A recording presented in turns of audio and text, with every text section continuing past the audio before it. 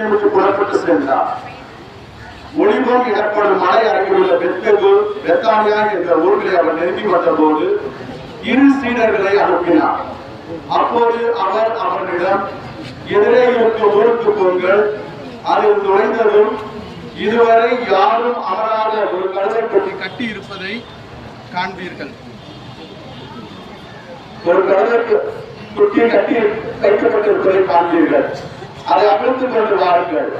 யாராவது உங்களிடம் ஏன் அவிழ்க்கிறீர்கள் என்று கேட்டால், இது ஆண்டவருக்கு தேவை என சொல்லுங்கள் என்றார். அனுப்பப்பட்டவர்கள் சென்று அவர் தங்களுக்கு சொன்னவாறே இருக்க கண்டார்கள். அவர்கள் அதை அவிழ்த்துக் கொண்டிருந்த போது கழுதையின் உரிமையாளர்கள், கழுதையை ஏன் அவிழ்க்கிறீர்கள் என்று அவர்களிடம் கேட்டார்கள். அதற்கு அவர்கள், இது ஆண்டவருக்கு தேவை என்றார்கள். என்று அதை இயேசுவிடம் ஓட்டி வந்தார்கள். அக்கழுதையின் மேல் தங்கள் வேலையை போட்டு இயேசுவை அதன் மேல் ஏற செய்தார்கள். அவர் போய்கொண்டிருந்த போது அவர்கள் தங்கள் மேலுடைகளை நடுங்கி விழித்துக் கொண்டே சென்றார்கள்.